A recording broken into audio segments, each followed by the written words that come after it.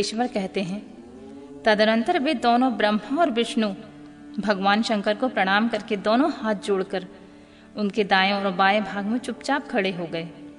फिर उन्होंने वहां साक्षात प्रकट पूजनीय महादेव को श्रेष्ठ आसन पर स्थापित करके पवित्र पुरुष वस्तुओं द्वारा उनका पूजन किया।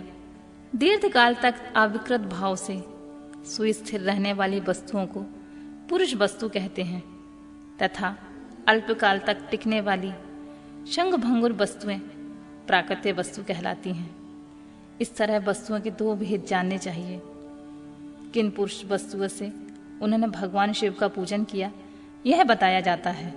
हार, नुपुर, केयूर, किरीट, मणिमय कुंडल, यज्ञोपवीत, उत्तरीय वस्त्र, पुष्पमाला, रेशमी वस्त्रहार, मुद्रिका, पुष्प, तांबुल, कपूर, चंदन एवं अगुरुओं का अनुलेप, धूप, दीप, श्वेत छत्र, व्यजन, ध्वजा, चमर तथा अन्यान दिव्य उपहारों द्वारा जिनका वैभव वाणी तथा मन की पहुंच से परे था, जो केवल पशुपति के ही योग्य था और जिन्हें पशु कदापि नहीं पा सकते थे, उन दोनों ने अपने स्वामी महेश्वर का पूजन किया।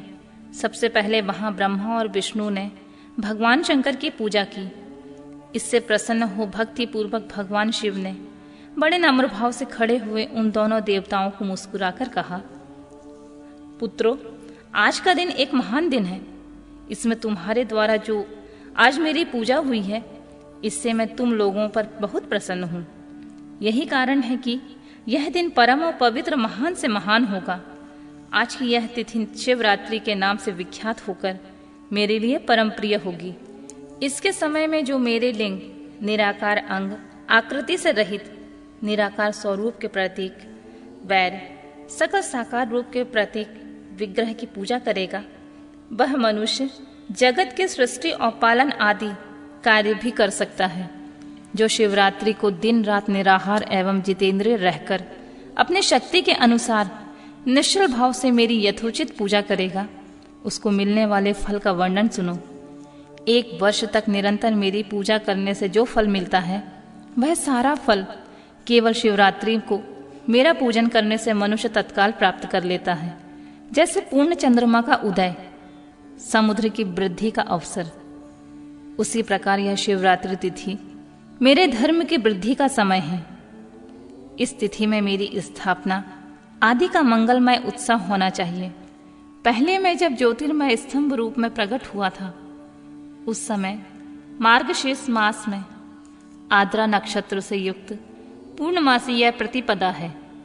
जो पुरुष मार्गशीर्ष मास में आद्रा नक्षत्र होने पर पार्वती सहित मेरा दर्शन करता है अथवा मेरी मूर्ति या लिंग की ही झांकी करता है, वह मेरे लिए कार्तिकेय से भी अधिक प्रिय है। उस शुभ दिन को मेरे दर्शन मात्र से पूरा फल प्राप्त होता है। यदि दर्शन के साथ साथ मेरा पूजन भी किया जाए तो इतना अधिक फल प्राप्त होता है कि उसका वाणी द्वारा वर्णन नहीं हो सकता है। वहां पर मैं लिंग रूप में प्रकट होकर बहुत बड़ा हो गया हूं। अतः उस लिंग के कारण इस भूतल लिंग स्थान के नाम से प्रसिद्ध हुआ हूं।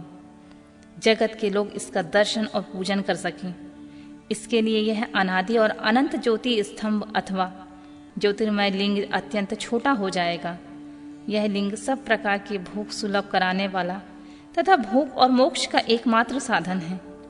इसका दर्शन, स्पर्श और ध्यान किया जाए तो यह प्राणियों के जन्म और मृत्यु के कष्ट से छुड़ाने वाला है। अग्नि के पहाड़ जैसा जो यह शिवलिंग यहाँ प्रकट हुआ है, इसके कारण यह स्थान अरुणाचल नाम से प्रसिद्ध होगा। यहाँ अनेक प्रकार के बड़े बड़े तीर्थ प्रकट होंगे। इस स्थान में निवास करने या मरने से जीवों का मोक्ष तक हो जाएगा।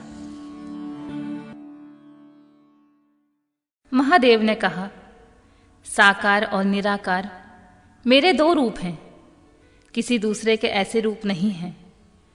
पहले मैं स्तंभ रूप में प्रकट हुआ, फिर अपने साक्षात रूप से। ब्रह्म भाव मेरा निराकार रूप है और महेश्वर भाव साकार रूप है। ये दोनों ही मेरे सिद्ध रूप हैं। मैं ही पर ब्रह्म परमात्मा हूं। कला युक्त और अकल मेरे ही स्वरूप हैं। ब्रह्म रूप होने के कारण मैं ईश्वर भी हूं। जीवों पर अनुग्रह आदि करना मेरा कार्य है। ब्रह्मा और केशव, मैं सबसे बृहत और जगत की वृद्धि करने वाला होने के कारण ब्रह्मा कहलाता हूं। सर्वत्र समरूप मैं स्थित और व्यापक होने से मैं सबकी आत्मा हूं। स्वर्ग से लेकर अनुग्रह तक आत्मा या ईश्वर से भिन्न जो जगत संबंधी 5 कृत्य हैं वे सदा मेरे ही हैं। मैं अतिरिक्त दूसरे किसी के नहीं हैं, क्योंकि मैं ही सबका ईश्वर हूं। पहले मेरी ब्रह्म रूपता का बोध कराने के लिए निराकार लिंग प्रकट हुआ, फिर अज्ञात ईश्वर तत्व का साक्षात्कार कराने के निमित्त में साक्षात जगदीश्वर का ही सकल रूप में तत्काल प्रकट हो गया। अतः उसे ही मेरा सकल रूप जानना चाहिए, तथा जो यह मेरा निराकार स्तंभ है वह मेरे ब्रह्म स्वरूप का बोध कराने वाला है। यह मेरा ही लिंग है। तुम दोनों प्रतिदिन यहाँ आकर इसका पूजन करो। यह मेरा ही स्वरूप है और मेरे सामीप्य की प्राप्ति करने वाला है। लिंग और लिंगी के नित्य अभेद होने के कारण मेरे इस लिंग का महान पुरुषों को भी पूजन करना चाहिए। मेरे एक लिंग की स्थापना करने का यह फल बताया गया है कि उपासकों को मेरी समानता की प्राप्ति हो जाती है। यदि एक के बाद दूसरे शिवलिंग की स्थापना कर दी जाए तब तो उपासक को फलस्वरूप से मेरे एक साथ एकत्व सामुज मोक्ष के रूप में फल प्राप्त होता है। प्रधानतः शिवलिंग की ही स्थापना की जानी चाहिए। मूर्ति की स्थापना उसकी अपेक्षा गौण कर्म है।